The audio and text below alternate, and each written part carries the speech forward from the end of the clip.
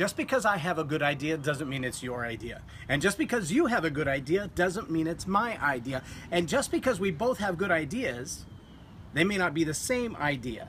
Which means me trying to get you to do the work to make my idea happen is going to be hard to do. And vice versa. You trying to get me to do the work for your idea to happen is going to be really hard to do.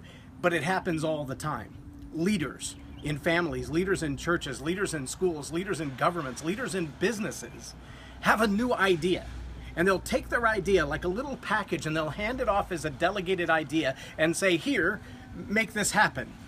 The challenge is if the team that has to execute that idea doesn't have what we call buy-in, then the execution of that idea is very unlikely to come about. Why? Well, because it's like raising someone else's child.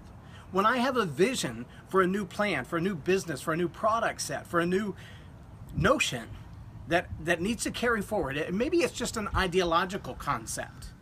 But in order for it to move forward, to gain momentum, to gain traction, it has to have buy-in. The people who have to carry out the execution of that idea have to buy into it. And by buy-in, what I mean is they have to agree. Now, does it mean they have to be wholeheartedly agreeable, that they have to look at that plan and go, this is the most brilliant idea I've ever seen? No. Does it mean that they have to look at that and say, I want that to be as accomplished as you want that to be accomplished? I would lay down my life for it just like you would lay down your life for it. No, that's not what it means. But here is a truth. When they don't buy into the leader first, they will not buy into the idea either. And here's a scary fact of that. If you look at a lot of organizations, you'll see that even within the organization, there are siloed groups of people who tend to work really well together.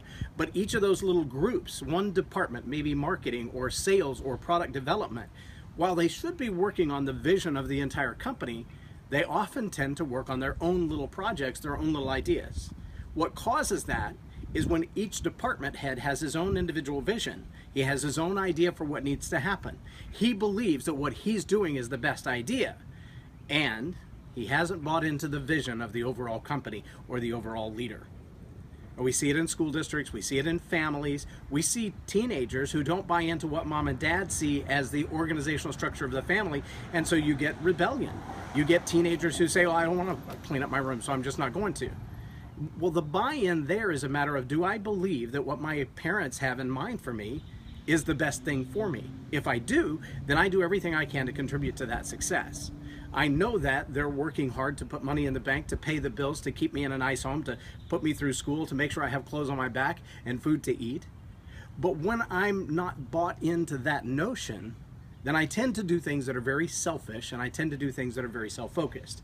Again, this happens in families from the middle school age all the way up to being young adults. It happens in governments when you see one city or province or county or state do things that are contrary to what all the rest of the country is trying to accomplish. And each of those is about the buy-in of the overall leader. So if you lead an organization, you've got to have the buy-in of those people. What does that buy-in look like? How do you get that buy-in? Well, that's a very important question. There was a son of a carpenter over 2,000 years ago who found 12 men, most of them day labor type of guys. They had their own careers, they had their own companies, if you will. They were very entrepreneurial, they were fishermen, they were tax collectors, things of that nature. But they were gathered together with one idea in mind. They were gathered together with one goal. They bought into the fact that this young rabbi, this barely 30-year-old world leader, if you will, had done all of his homework, he had done all of his research, he spoke with authority, like a man who had a vision that no one had ever seen or heard before, but it was a great idea. And these guys gathered around him, and then hundreds gathered around him, and then thousands gathered around him, because his ideas meant so much to those people that they wanted to be a part of it. He proclaimed a kingdom that no one had seen before, an invisible kingdom. But he had an idea that the way that he treated people, the things that he did for people, the gifts that he gave to people, the miracles he performed for people, drew them in to say, I believe he really does have my best interest at heart. It's not all just about him in this invisible kingdom. It's about what he can do for me and what I can do for him and how we can interwork together. So much so that after he died, there were more people who followed his ideas after he died than there were when he was alive. In fact, today there are millions of people who follow the ideas of this son of a carpenter from a little town in the middle of nowhere called Nazareth. This one man has impacted millions of people for hundreds of generations because he believed what he was doing was so important and it would change the lives of the people. And that vision caught fire with the people around him. He has impacted governments. He has impacted families. He's impacted world religions. He's impacted ideologies and philosophies and financial structures because the things that he taught were so simple and so direct.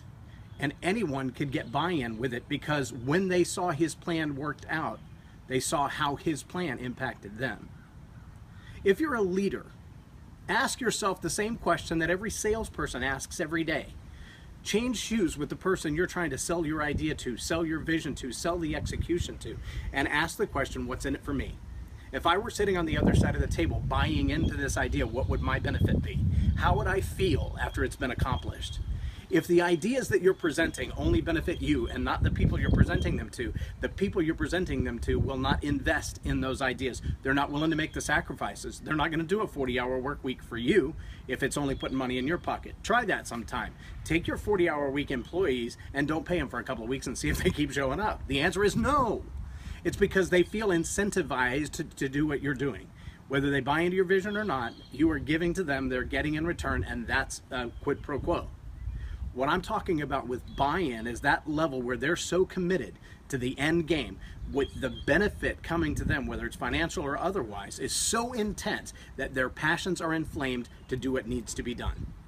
Millions of people, hundreds of thousands at least, have laid their life down because the ideas of this son of a carpenter from Nazareth were so powerful that when they bought into him, they said, I so firmly believe that when he says there's a kingdom coming that I can't see, there's a life after this one that I have not yet partaken in, that is so powerful to them that they're willing to give up the life on this earth to have it. They're willing to make sacrifices in the way they think and talk and the people they hang out with, the way they decide on their money, the way they decide what to do with their time, their relationships. And as they decide those things and they sacrifice those things, they set them aside and they lay them down and say, I really do want to be focused on the next. When all of those things start to happen, that buy-in is so intense. They're willing to give up everything here to have what he's promised there. That's a pretty powerful buy-in. If what you're offering, if the vision you're offering, if the ideas you're offering don't contain that kind of buy-in, that's a really loud milk truck. If they don't contain that kind of buy-in, then people buying into those ideas, people sacrificing for those ideas, will easily give up and walk away. 2,000 years later, there are people still willing to say, I'm giving up and walking away from what I have now to buy into what he's promised for the future.